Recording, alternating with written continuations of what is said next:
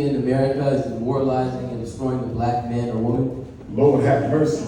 Not only are you 100% correct, social media put the degeneracy of black media on steroids. Okay. We already had Ebony, Essence, and Jet, Double XL, and Source, who did nothing but parade the lightest skinned Africans they could find. Oh. Right? All right. Now, light skin still African. They should be there. But there's also other shades too. Why are they not as represented? So the light skin supremacy issue was pushed through black media. Also because black media cares more about advertising dollars, they often imitated white media. So what you often see, whatever USA Today talking about, the black newspaper talking about. Whatever New York Times is talking about, black newspaper talking about. And I think the black media spends too much time on sensationalism, celebrity stalking, petty crimes in the black community, and not enough on the real issues that we have. It's okay to report who got shot at the gas station last night, but let's talk about how the black community is becoming a hospital desert where black people have to travel further and further to get emergency medical care. Let's talk about the gentrification and how these white people are preying on elderly blacks who own property that's been in their families for generations, and they cherry picking them through their through the tax bill that they owe, and they go into these black elders forcing them to sell their property because they say you're never going to pay this off. Talk about problems that matter. What about the miseducation? What about the mass incarceration? What about all these black people going to jail for 5 and 10 years for stealing $100 worth of merchandise? You got white people taking black people's life, don't get a day. They going to jail for 10 years for stealing $100 worth of product in Walmart? We are overlooking the judicial racism in this country. We focus too much on the elected officials. We focus too much on congressional officials in the White House, executive and legislative. What about the judicial? Do y'all realize these courts are lynching black people every day? And we don't know about it because there's no camera in those rooms, courtrooms, when they're giving out these longer than necessary sentences. The judicial branch of the U.S. government is stealing black people's lives. They're not killing you with a gun or a knife, but they're killing you by giving you excessive amount of times behind bars for crimes that white folks don't even get probation for. How do you feel about BET? BET, which is now owned by Tyler Perry. First of all, I'm proud of Tyler to come from rags to riches. I'm proud of Tyler Perry, but I'm also cautious because now that you have BET, now that you have the largest independent black movie studio in American history, now that you own VH1, can we start getting some positive content now? Or are we going to keep on getting 2 Medeas a year? Because I'm sick of that. We don't need to see you in another dress with fake breasts again. We're done, right? So here's my thing though. I'm not going to be excessively critical of Tyler Perry because if Negroes only want to watch Medea and these other self-hate movies he put out, I understand he got bills to pay. If you gotta stick with Medea, stick with Medea. But can we get a BET woke? Can we get a BET conscious? Can we get a BET culture where you're putting out some culturally affirming movies? We still haven't had a movie on the Haitian Revolution. We still haven't had a movie on Marcus Garvey. You understand me? Ida B. Wells still ain't get a movie yet. Think about all the Black Wall Street hasn't had a movie yet.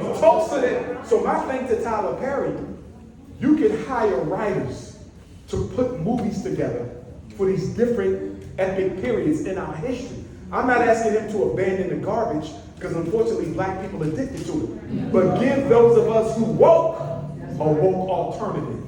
So that's my thing to Tyler Perry. If he does that, if Tyler Perry can give me some consistent conscious content over the next 10 years, I'll put him on my very short list of greatest blacks of the 21st century.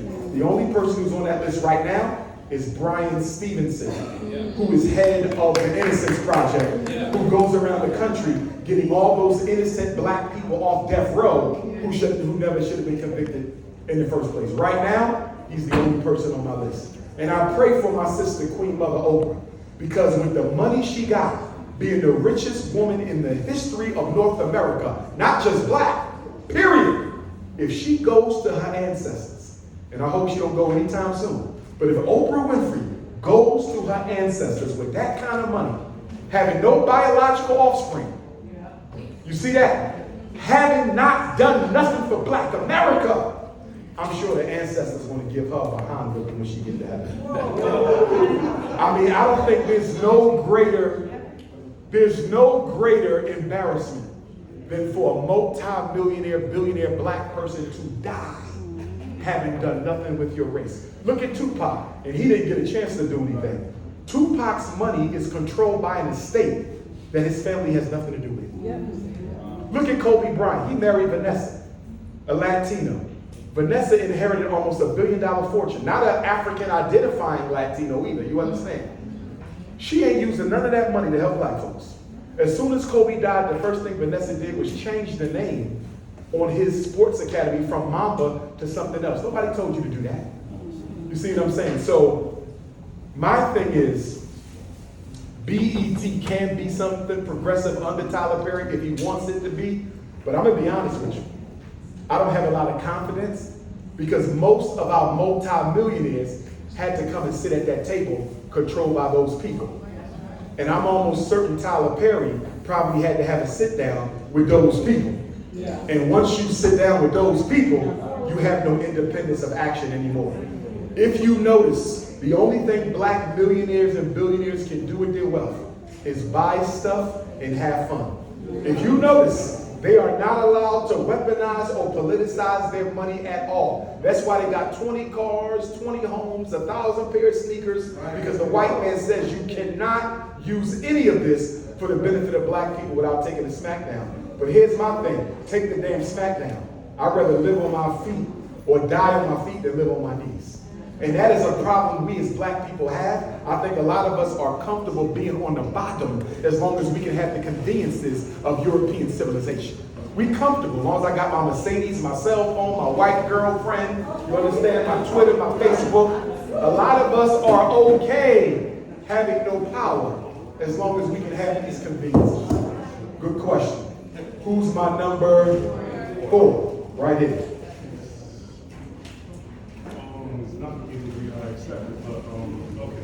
To the point. I study numerology, astrology, all the arts, all our divinatory arts. One thing that I could do, that I've been doing for these Neanderthals for too long, that I want to do for our people is I study their charts and I write down every aspect of it, with every star, every planet, everything broken down. And I want to do that for all of our men, because a lot of us don't know who we are. And we are the source to every sense of structure that we need in our communities. We need that. It begins with us. So I'm going to target all of us, because it's like, I target women and they're easily susceptible to it, but it's like, they just kind of got their minds worked up in the system, because it's just, they don't have structure. They don't have anyone to look up to. And it's us men that they rely on us to do that. So I want, to the point, is there anyone you know that can help me build the website? Because I don't trust these students, I don't trust these Neanderthal sellouts, to help stabilize something that's for us and safe for us. Because I know you could tell me your birthday, you could tell me your wife's birthday, and I could figure out okay, whether it's a good match or not. Just off of that, not even reading your charts, and I study more deep down into it all the time. And I keep doing it every day, but it's I want to bring it out. And I want to help others out, because we need it. We need some kind of structure. And you want to build all these communities and everything. I'm the head of the community is I know the difference between a romantic community, no, a romantic, what's the word? Two people getting together romantically, two people getting together for structure, for something to work together. I recognize that difference. The Octorians left the clue. You gotta come to that question though, my brother. Yeah. Catch you but it's okay, I'm with you. To the point, do you have anyone that you can recommend me that Yes, I do. Build me a website? I don't know if he can build the website. I know people who can build the website too. There you go right there, my brother in the Phillies over there. Okay. But if you're also looking for, and I know you're in astrology as you mentioned, but if you're looking for another master astrologer, I have an astrologer here in Miami who lives here, Brother Sadar. SAADAW. Him and his wife are master astrologers. So if you want to connect with him, just text me and I'll send him your information and ask him to give you a call. To your point, I do believe we as African people have to go back to harmonizing our intentions with the agenda of the universe.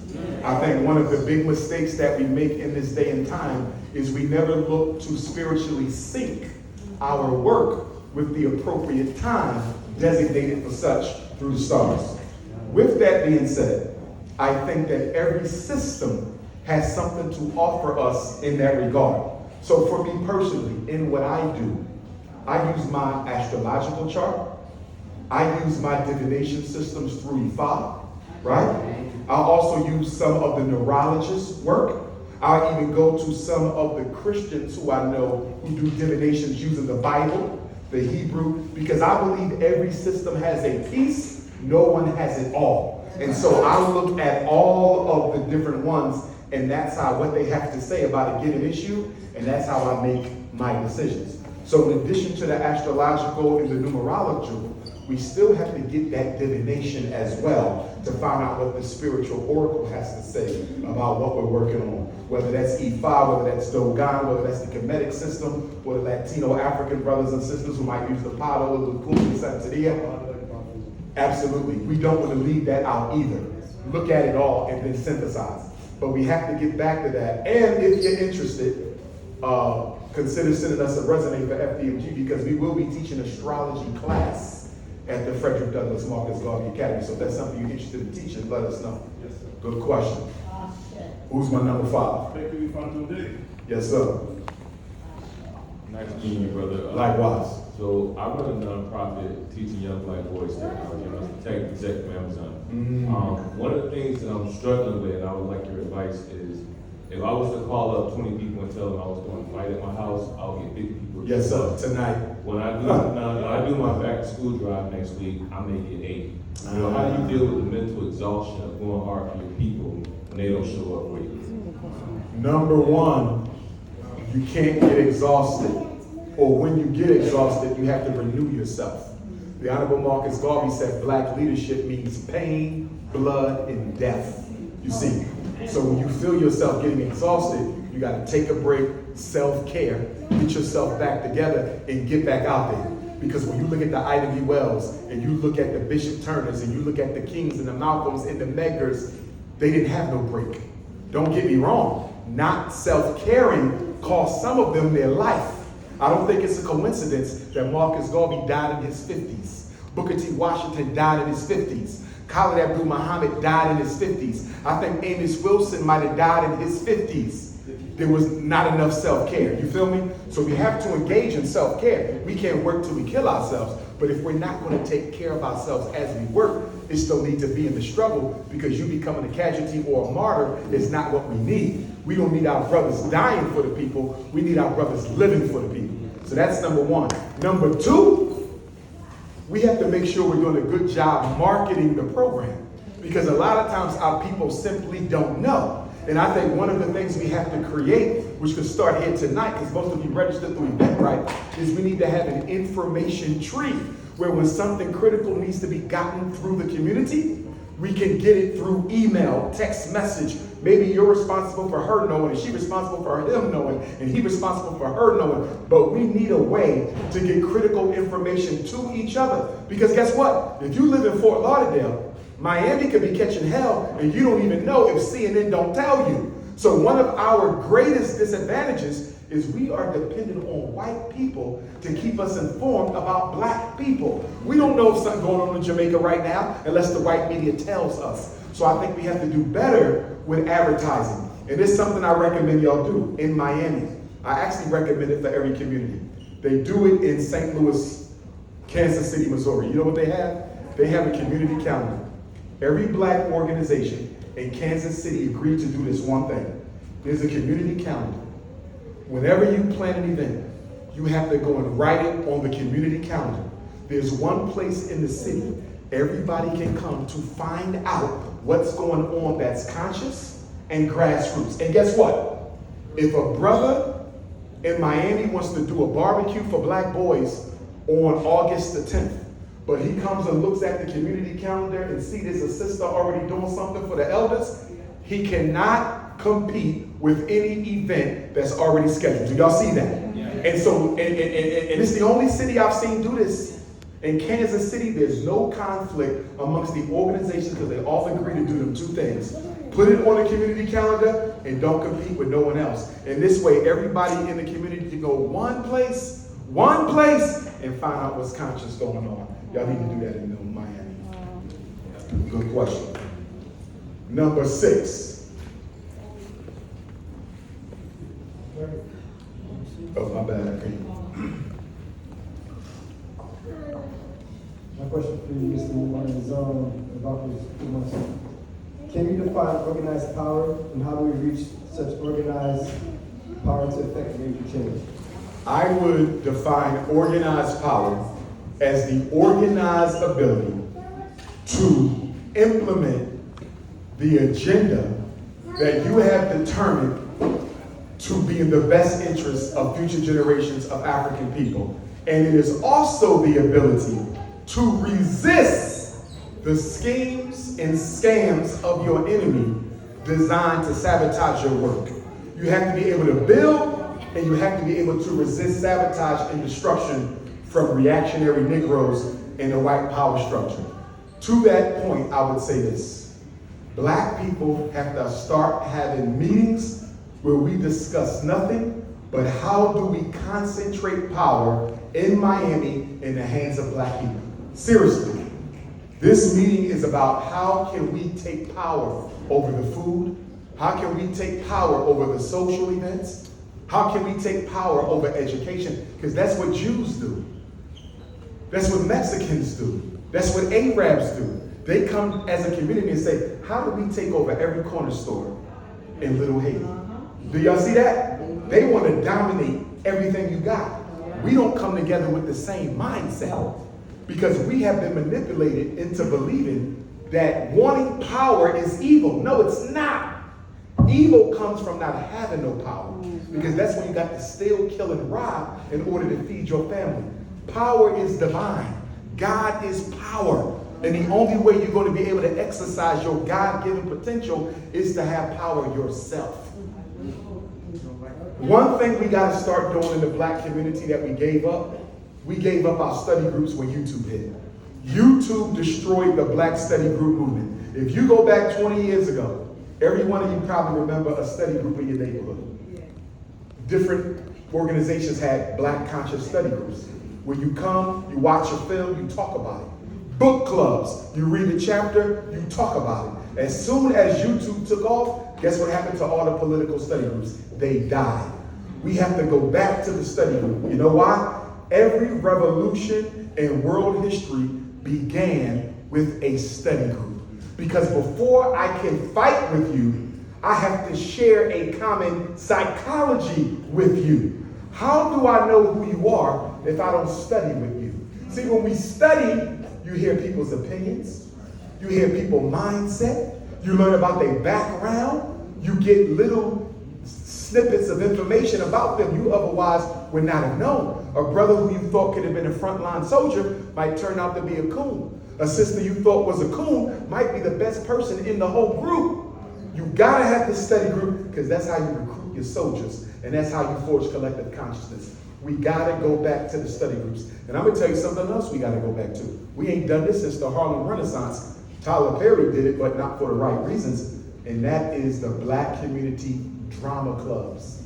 Research the history of drama in the black community. Do you know we resisted Willie Lynch with drama? We resisted the psychological programming of the public schools with drama. We would have a play on Harriet Tubman, a play on the Haitian Revolution, a play on Booker T. Washington, a play on the black soldiers of the Civil War, a play on the Maroons of Jamaica and the Maroons of Haiti. Why can't we put together plays? Because we can't compete with major network TV.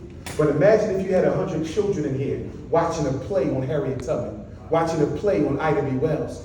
We say we don't want them to be Nicki Minaj, we don't want them to be Cardi B. Show them what they should be. What about a play on Anna Julia Cooper, one of the first black women to get a PhD, who graduated from the Sorbonne in Paris and was one of the first Pan-Africanists in history? Let's dramatize the consciousness we want our children to have. What about a play that shows a black girl go from weave to natural hair? We need drama clubs. Drama is how we can recapture the minds of our children. Let's get back to the study groups for the adults, and let's get back to the drama clubs for our children. Number 7, Queen. Microphone. Thank you. This is related more to like social media, like the Newer Red Pill podcast.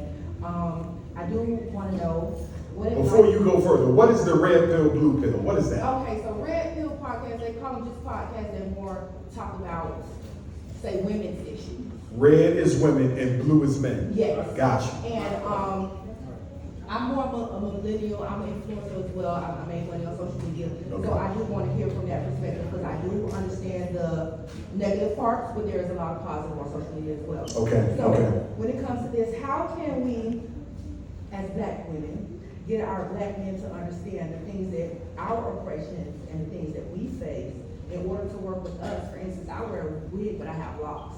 So when men meet me, they think that I don't love myself instead of just understanding things. So how could we get men to understand us in a way and the things that we go through as oppressions? And even when they say go to, like say going to college and trying to get out the hood, and we're told to do those things to make a better living for ourselves. So it's a whole, it's a comparison in our community.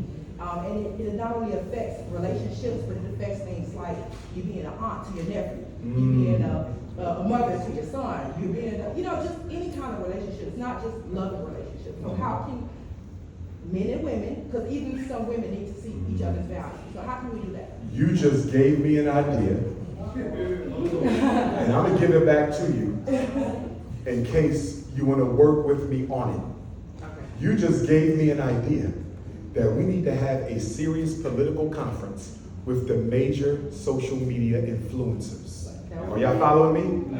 Bring them, whether they coon or conscious. Bring them. Are y'all following me? Maybe the top 100 social media influencers, coon or conscious, just get them in the room and say, listen, you 100 or you 50, and you can split it, 50 men, 50 women. You represent the biggest voices and the most influential black folks, Africans, on social media.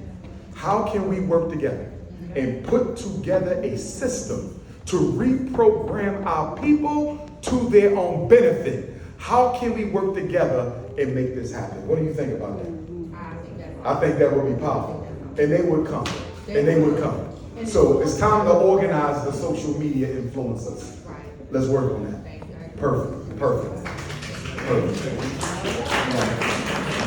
My brother, you were going to add something before we go to number 8, because I think Queen was 7. You was going to add clarity on the red pill, blue pill. Go ahead. Red pill is a reference to the movie The Matrix. Correct. In which people took the red pill to come out of the Matrix. So the red pill community, or the self-professed red pill community, are those who say that their Woke? their social cultural narrative is so-called their awakening out of the false narrative that's Okay. modernism. They're waking up out of the deep state. Right. So they are on the path to consciousness. That is the idea behind it. However, I think a lot of times people call themselves. But some of the red pill people are some of the biggest coons though. That's what he's trying to explain. That's the ethos behind their name. Okay. However, a lot of them, this is my personal opinion, a lot of their social political messaging is very problematic, and they usually red pill people are part of the manosphere, people who. Yeah, that's not progressive. Exactly. And So what is blue? Tell me about blue. blue pill is the name that red pillars give to people who they still see as asleep within the But they sleep too. Exactly. As millennials, not to label it anything, but as millennials, we have a lot of influence influence as far as people, they are, you know they're taking our culture, but no, they're marketing to us to spend our dollars, but disrespecting us in our face. I'm an influencer, I'm like, I just post content to make money. I don't regurgitate social media, and I try to tell people to let their kids do that. But see, when you do certain things on social media, they judge your image instead of looking at you and saying, well, wow, if you do this and you're telling me not to regurgitate this, maybe let me listen to you. So that is the narrative. It's a smoke and a mirror, because these men are saying they're woke, but they're woke on being more disrespectful, misusing and misabusing the black woman. So in other words, you can't use the red bill, blue bill to really know where somebody is consciously. Yes. Okay. It's the mirage. So that's why I feel like even with influencers, I want to say I applaud you with your thing with Suki Hana, but a little bit about her. Suki has a lot of knowledge, but I hate to say it as women, it's like a Trojan horse. In this society, if you want to work with them, I'm gonna try to get her out of that. if you want to work with them, you don't have control of your image, and you go deeper into a rut. But then when you want to have these things that you do on your own and you get judged, at least you keep the money yourself to where it's no right way to be in a system that it's not allowed you to do nothing. Suki will with another woman on, you know what I'm trying to say, or say welfare. So it's like, but because you find these avenues that you can make your money, it's not who you are, it's what you do. And I feel like people are not letting their kids know that. Men are not realizing that about their women, their sisters, or their whoever. But I also think we gotta be careful, because as Africans, we are a principled people. So although I can honor the fact that what I do is not who I am, I also have to take accountability for the fact that what I do is influencing people to become that. And so I think that we have to make sure we remain principled, because we can influence a lot of people to go down the wrong road who may never recover. See, you can recover, but that young sister you influence, she may take you on face value. It's just like with the hip hop culture. A lot of them never did that. A lot of them never sold dope, never killed nobody, never went to jail. But guess what? That 12-year-old boy in Miami listening to Rick Ross, he may actually take it on face value, and it may put him in jail for the rest of his life. And not to divulge, because I want to go to the next person, but one of the things I'm having an issue with right now is how we celebrate 50 years of hip hop, and nobody's having a serious conversation about the negative hip hop has done to the black community. Or we just want to sit here and act like hip hop has only been good? You know how many people in prison because they got influenced by that music? You understand what I'm saying? Hip hop didn't create the gangs. Hip hop didn't create violence, but it did glamorize it. It did popularize it. And that makes them accountable for what hip hop has become. And I think because of the money these artists have, they're able to control the reaction from the black community, because people want to quote unquote get put on. So I'm not going to openly criticize gangsta rap, because those men are worth millions, and there's a chance I might can get something from it. So we are being controlled by the money of these gangster rappers, and we need to cut it out, because as African people, we have never been controlled by money. That's not who we are. We are about life. We are not about money, and we got to get back to being who we're supposed to be. 8. Go ahead, my brother. I want to thank you for what you're doing. Social media, your voice is social media is a voice multiplier. Yes. Your message is getting out there, because subconsciously we are kings, queens. I mean, Is that Rob? yes. What's up? From Scotland? Yes. We went to high school. We went to college in London.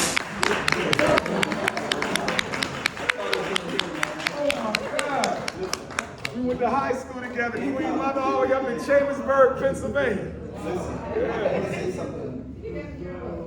Genetically, we are kings. I'm doing my family tree. We are kings and queens. We come from that motherland. That's right. And it's what he's doing is his message is getting out there, and subconsciously we are so slaves to name brands. The black dollar is black power. That's right. We come together, and what he's doing is waking us up. And honestly, I was in the military for 24 years of my life. And if you pay attention to what's going on, there's a war against African Americans. In this very state, the governor is saying slavery is good for black people. I say let's put him in slavery and his wife do all of the atrocities they did to us. That's right. And see what benefits they get. And then number two was that I drove to, we were headed to Descendant, Florida. We drove through Rosewood. I stopped. Rosewood was wiped off the map. And it's a small little, you drive right by it, you don't know, it's a plaque up there. The Descendants, I had Googled it, the Descendants were, and I think Bush won, who was governor, or Jeb Bush, they wanted money, and they ignored him. So the Descendants from that Rosewood never got a dime. They're probably dead at this point. My point is that they're trying to erase our history, trying to erase the atrocities, and if we don't wake up and come together, and what Dr. Umar's message is waking us up, we have to come together. I've known him for a long time. I have 0 right here. We went to college together too, I forgot. Millersville University. Anyway, long story short, I'm grateful for your message. It's bringing us together. We are strong people, and honestly, if you look at the opposite race, I ain't gonna call them out. The further they went away from Africa, the more evil. If you look at the ones who've done the most crimes against humanity, have went further away from that content right there. And it's not us, it's not who we are. We are strong people, and they're afraid of that. When we unite, there's nothing we can't do together. I'm telling you, what you're doing is waking us up. So keep doing the great work. Thank you, brother. I want to ask you a question. Yes, sir. Because you did spend 24 years in the military. And they're in there. Don't get it. You see those flags? They're not on our side. Some of them. I'm not saying all of them. Right. Here's my question to you. With what your experience there and what you see now with the military,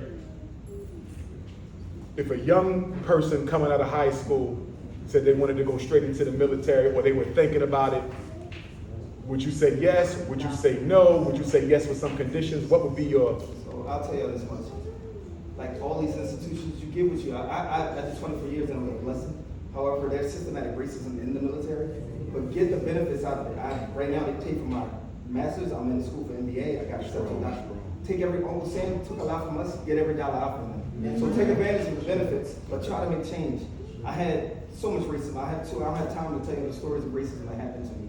And what you do, and I just honestly was discussing this, it took the Air Force to George Floyd to get murdered, for them to send out a letter. I was in reserve. They sent a letter and said, we acknowledge we've held African Americans back. It shouldn't have took that murder to see that. And we've been complaining about all the issues. They literally sent a letter out to all service members. The bottom line is, I would tell them still join, but be again, a voice multiplier for our cause. Because here's one disgusting thing about the military. The Civil War, Joint Base Andrews, Fort Lee, they're named after Confederate soldiers. So you got African American fighting or living on bases, named after people who tried to kill us and hang our ancestors. We need to change those base stations, be named after Martin Luther King or Marcus Garvey bases or some other heroes of our culture.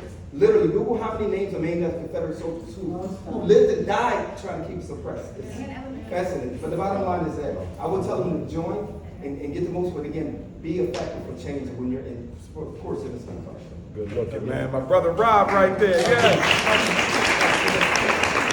Hold that tight. Hold on, please. Let Brother Will say a word on that. Right quickly, just to piggyback on what he said, I was in the military as well. I didn't do 24 years. I did some years. I was in Iraq, did some things. I was in the Army, I was in the Air Force. The Army, the military is going woke, and I don't mean woke in the good way. That's been stolen by the alphabet people. Our conscience has been stolen. But it would be good for young black men to at least do, I said, 3-4 years in whatever branch of service that they want to go in for one reason. Their skills, black men have to protect the community. And there's skills that only the military can teach you. Nobody does it better, to teach you how to kill and protect and defend. And the KKK used to recruit. They're prime people that they want to recruit, ex-special forces, because they are what they call force multipliers. One special force person has the training and the capability of like 100 regular soldiers. Wow. So if, you know, eventually black people are gonna need those skills to protect the community and protect the women. So yes, they should go in and get some of that training. They don't have to stay in and do 24 years, but they do 4 years. They'll have the training that will last them for life, that can be utilized for the advantages of black culture in our community. Like Dr. Umar said, he wants to teach martial arts at school and gun and training, etc. And nobody will let the military get in, get out. We up to 9, right? Who's my 9? I see 3 hands for 9. See, this is what black people do everywhere. Listen, can I tell y'all a true story? I gotta say this. I've done Q&A all over the world. Nigeria, South Africa, Jamaica, Bahamas, London, Paris. Negroes always forget their number. What is it with black folks? We cannot remember the numbers. Oh, no. Oh, it turned it off. So who's the real 9? Oh, we didn't get the 9? I got to 10. Okay, did you go yet, King? Go ahead. I'm gonna do new numbers after you since we forgot. So, Dr. Umar, thank you for everything that you do. I was hoping to call upon your expertise as a renowned Pan-Africanist and also as an educator. I recently got hired in the postal system as an art teacher for elementary school. And I wanted to know, because the school I teach at is majority Asian students and majority African American students and Latino. And I wanted to know what would you say are some perhaps generalized tips that I could use to make sure that I'm doing the most that I can to edify my students as Black students, as African students, in my role as an art teacher. Because I really only see each cohort for about an hour a week, but I want to make sure that I'm giving them something that's more than just, drawing their favorite cartoon characters and whatnot, and actually edifying them as students. I'm hoping you can indulge me in the second question as well after that. What grades you have? 2 through 5. You got the babies. Okay, I'm gonna go 3 ways. Number 1, art is therapy, right? So as a healing modality, I want you to have them do projects and activities that involve them painting or drawing how they feel, how your parents get along, how you feel about your future. If you had already graduated from high school, what would you be doing right now? Use therapy to heal. Draw the person you would like to be. And after they draw it, do you feel like this person now? Why or why not? Art is very therapeutic. But in the beginning, I want freehand art, because freehand art is going to let me know what they're thinking. You follow me? Yes. Art is very therapeutic. Make sure you use it, right? So that's number 1. Number 2, have them do projects where they have to draw ancestors, great ones, and or epic moments from our history as African people. Make them put that in drawing. Put them in small groups. Y'all gonna do 10 scenes from the Haitian Revolution. Y'all gonna do 10 scenes from the Civil War. You understand? Y'all gonna do 10 scenes from the African Independence Revolution. Have them do the art that way. And your biggest thing with art is helping them tap into the self-hate for African skin color. You follow me? Yes. Have them draw a beautiful woman. Draw a handsome man. Draw the person you wish you could look like. Why don't it look like you? Why did none of you draw a dark-skinned African? Not one of you. You understand? You can use that class to revolutionize and liberate their minds from the self-hate content that media has put in them. You're in a very powerful position. Use it wisely, my brother. And the second question, real quick. I once watched a Oxford Union address from, I'm not sure if you're familiar with him, a brother named Akala. Yes, So, I met him. Yes. So his Oxford Union address was extraordinarily informative for me with respect to continuing Oxford Union address on Black history. Yes. And one of the things that he said that, truth be told, it made me rather envious of his experience, is that he said that he had a Pan-African Saturday school growing up. So I didn't know that. while he was in public school in the UK, all of the whitewash history, so to speak, never intimidated him because he had the background, the strength of Pan-African education to stand up to it, if you will. So for instance, he's never particularly intimidated Right. African by the imposition of Shakespeare as some sort of literary giant and sign and a signal of British superiority, because he knew of great African poets from the Saturday school. Nonetheless, my question is, what would you say is a good place or a good way to get started in learning some Pan-African education on my own this late in my Yes, sir. college? There's some great books on Pan-Africanism. One of my favorite that comes to mind immediately, it was edited by Marcus Garvey's widow, Queen Mother Amy Jakes Garvey, and Dr. John Henry Clark. And it's called Marcus Garvey and the Vision of Africa. Anyone who wants to begin their education and study in Pan-Africanism, please read Marcus Garvey and the Vision of Africa, edited by Amy Jakes Garvey, whose gravesite I finally visited for the first time in Jamaica a few weeks ago, and Dr. John Henry Clark. In addition to those, Race First by Tony Martin, the organizational and ideological struggle of Marcus Garvey in the UNIA. Third, Amos Wilson. Everything Amos Wilson, okay? Dr. John Henry Clark also has some books on Pan-Africanism as well. But Marcus Garvey in the Vision of Africa, I think is one of the greatest introductions to Pan-African. Good question. What was the second book? I'm sorry. Race First. It's an orange book with black letters by Tony Martin, Tonymartin. He was the official historian of the UNIA until he died a couple years ago. My first official public speaking event was with Tony Martin and Dr. Renoko Rashidi, who we lost 2 summers ago, I believe, in Kemet, leading a tour because of complications related to the COVID vaccination. Baba Renoko took that COVID shot and it took his life. Please don't take the COVID shot, y'all, please. So yeah, and any more titles, y'all can text me for them, but everything Amos Wilson.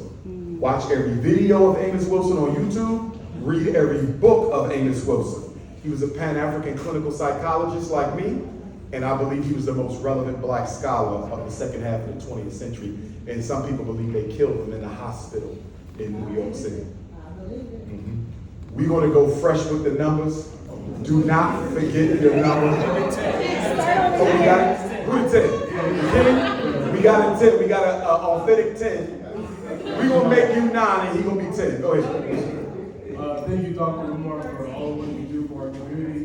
When I look around the room, I see people are genuinely concerned with the state of Black America and the state of Black people around the world. Yes, sir. So my question is, sir, how can we first self-heal in our community and also organize and unify with not just Black people in Florida, but Black people in America, in the Caribbean, in Africa, around the world, so we can reach true liberation, sir? Great question. One of the first things we have to do is we have to find out who's serious and who's not. You know the quickest way to do that? Make people pay to attend the meeting. That money goes to the project we're going to, talk about building. Make sure every meeting has a clearly defined purpose so it doesn't get sidetracked into contests of ego and ideological debate, right? This is the purpose. We are here to talk about building an independent school in Miami. We are here to talk about creating a community patrol for our neighborhood from sundown to sunup to make sure our women are not being kidnapped and our girls are not being sexually trafficked. We are here to start an agricultural network where we're going to contact the Black farmers in Florida and see how we can set up some Black farmers markets so Black people can get some real food instead of that Bill Gates garbage that's being shipped out around the country, right? Purpose. And then you're going to have 2 sergeants of arms who are armed at every meeting. Because you want to get somebody in that meeting who think they're better than everybody else and have a right to disrupt that meeting. So you got to have military brothers who throw their ass out as soon as they get off that. You got to do that. Make people pay, stick to the topic, throw people out who are not sticking to the topic or who want to violate the purpose for us being there. And you know what's going to happen? The meeting going to get smaller and smaller until you get your core group. Once you have your core group who you know you can trust, you don't need no more than 6 to 12. Now you can go out fishing for more real people. But before you can go out to the community, you got to make sure you got soldiers you can trust. Because a lot of us love to talk, but we don't like to work. And a lot of us, if we don't get what we want from an organization, we'll try to destroy the whole thing going out the door. So before you go to work, you got to make sure you can trust the people that you got. But the next step is to start having meetings. We got to meet. And I know Black people love to say things like, I'm tired of meetings. That's all we do is have meetings. We never do nothing. The Chinese don't get where they've gotten without meetings. The Jews don't get where they've gotten without meetings. The Arabs don't get where they got. You have to meet because you organize in the meeting. If there's no meeting, there's no organization. The problem isn't that we have a bunch of meetings. The problem is the meetings are unorganized and undisciplined. The quickest way to lose black people is to invite them to waste their time at a meeting that is undisciplined and disorganized. We gotta improve the culture of black community meetings. So we are already at an hour. However, we don't have the day of, this is our church, so, and I'm gonna leave it up to your discretion.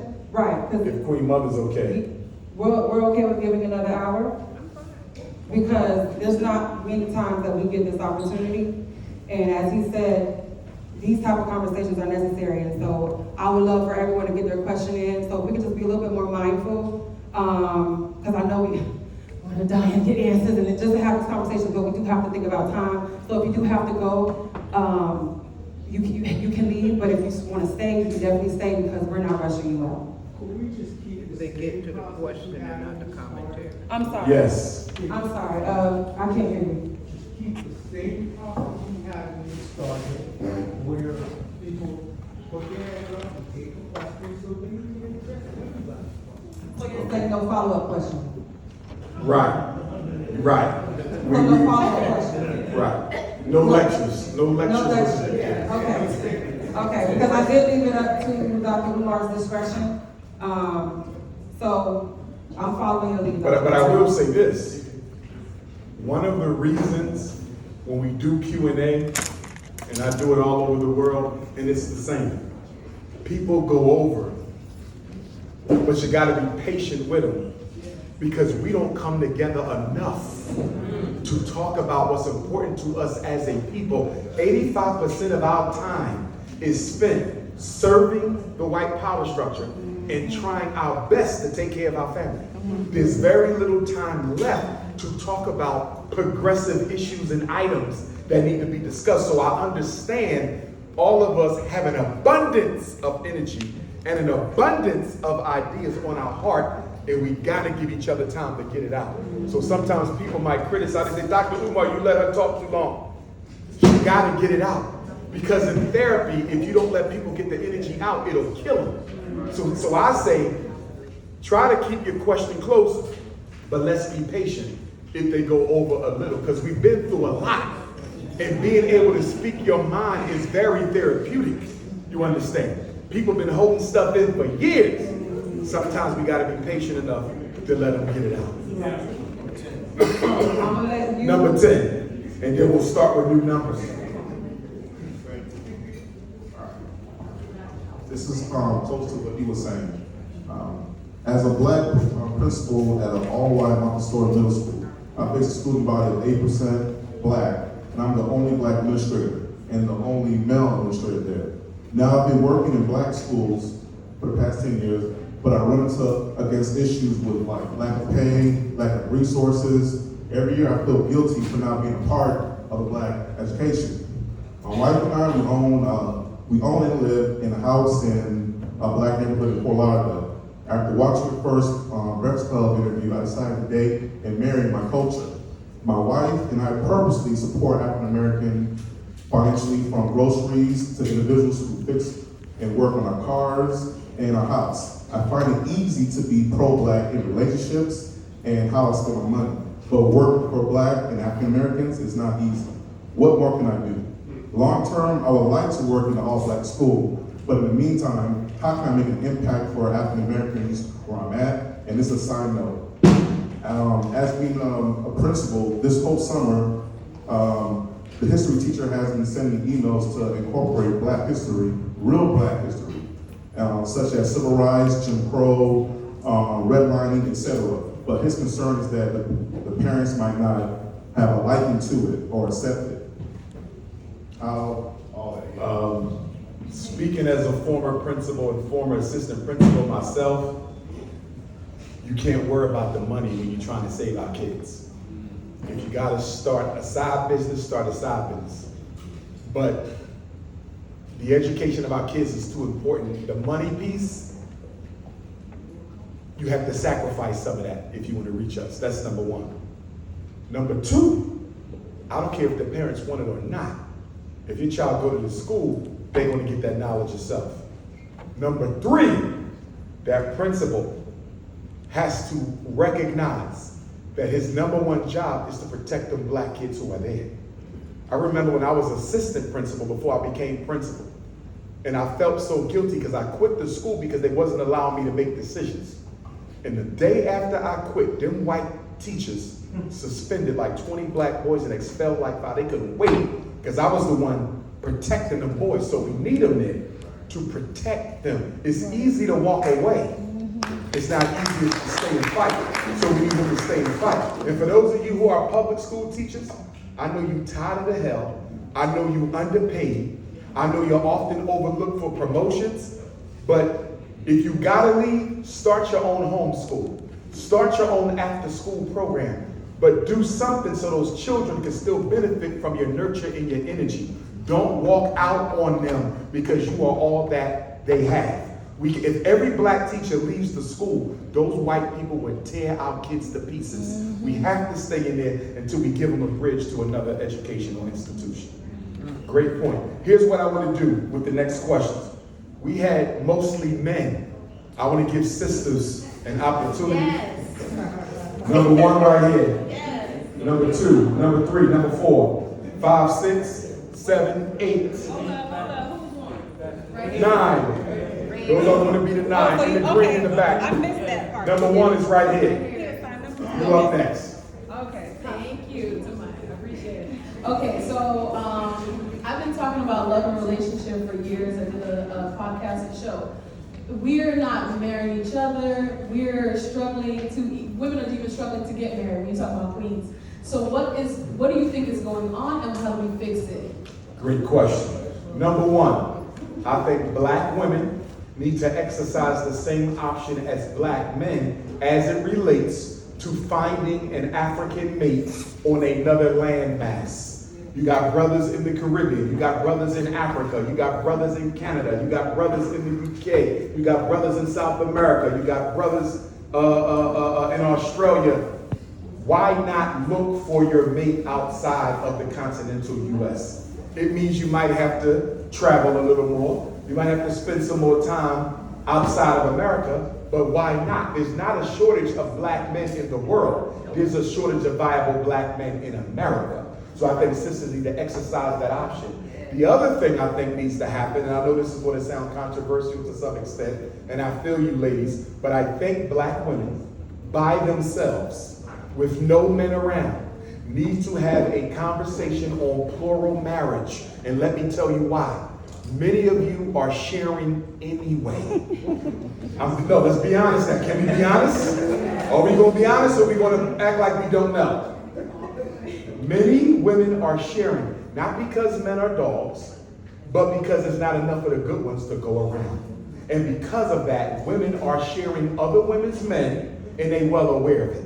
And we have to deal with the obvious contradiction of some sisters who say, I'm not sharing my man, but there's a lot of women who have voluntarily slept with married men. So help me understand how you're dating a married man, but you won't share your man. That's hypocrisy. I'm not saying we gotta practice polygyny forever. I'm not saying every man is able to be polygynous. I'm not saying every sister has to be in a polygynous situation. But here's what I do know. There's a lot of single black mothers who are struggling in poverty, who don't have a man to help them with their children, who are less than desirable to many of these men on social media who want a perfect black Barbie doll, who would love the opportunity to be a co-wife with a good man involved. And I'm simply saying that the conversation needs to be had, not with men. It ain't got nothing to do with us. And the reason why it ain't got nothing to do with us, brothers, polygyny does not work if the women ain't interested in working together. So it ain't got nothing to do with us. We could go out and choose all the women we want, but if we want that to be a healthy system, the women have to want cooperation with each other. So black women need to have a conversation on plural marriage, and y'all need to put some rules to this, because until black women acknowledge that most alpha males will never be with one woman, and put some rules so he's accountable to all queens involved, you will continue to be taken advantage of and exploited. Black women are exploited by black men because you are in denial about the fact you are sharing. Please, ladies, y'all need a meeting on it. Whether you for it or against it, please put some rules to it. Because I work in schools, and there's nothing more disheartening than to go into a school and you got a brother and a brother who got a different mother, same age, father impregnated both queens. They knew he was dating both, but guess what? The children are forbidden to acknowledge their sibling as family. They're not allowed to speak with them. They're not allowed to play with them because the mother is angry that the other woman had a child by the same man. We are destroying siblings' relationships with each other over this petty nonsense. And to black men, I gotta say this to my brothers. Stop lying to our women. Telling them they the only one in your life when they are not. Be honest and allow her the chance to make a decision. I'm gonna have 2 queens. That's just the way it's gonna be. I'm not lying to no woman. I'm telling them up front. And if I get a sister who says, I think I can change your mind. No, you not. Brothers, be honest with these women because y'all lying to them, telling them, baby, you all I want, you all I need, and you got 2 queens on the other side of Miami.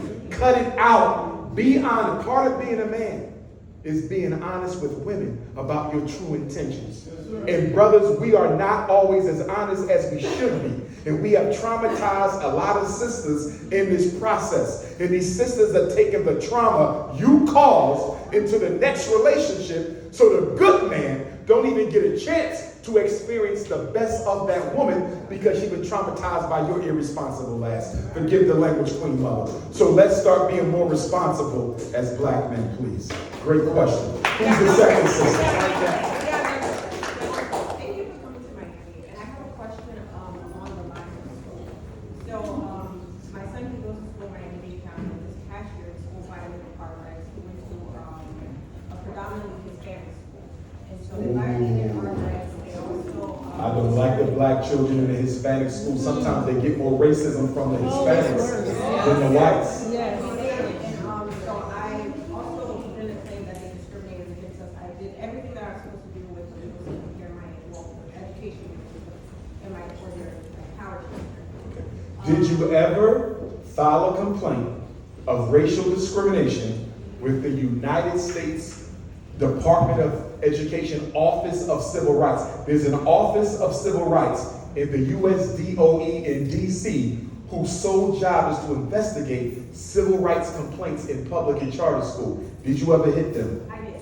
Okay. I did, and it's ongoing. And so my question is, so this all happened the last school year. So over the summer, the Miami-Dade County Public School System, their Office of the Office of Attorney, Okay. School Board Office of Attorney, pretty much what they did is they posted online and suited themselves up in preparation for a lawsuit.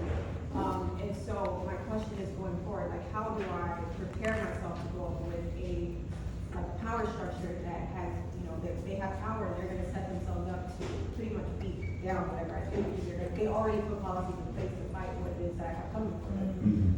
So my question is like, how do I stand up to such a big power structure, and then also like, how do I protect myself? Because I'm just one person. I feel like, they can always come after me like they have done with a lot of our leaders and people who try to fight me. 2 things. Number 1, first of all, I want to commend you for fighting because too many black parents are too quick to lay down. So give that sister a hand.